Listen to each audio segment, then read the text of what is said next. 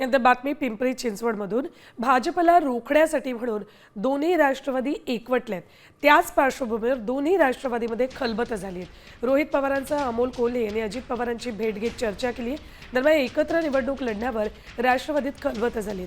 लवकरच जागा वाटपाचा अंतिम निर्णय घेण्यात येईल, त्यामुळे येत्या 2 दिवसातच जागा वाटपाची घोषणा होईल अशी माहिती सूत्रांनी दिली।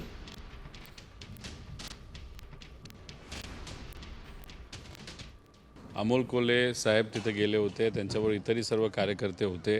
अमोल कोल्हे साहेबांना पूर्णपणे जबाबदारी दिलेली आहे।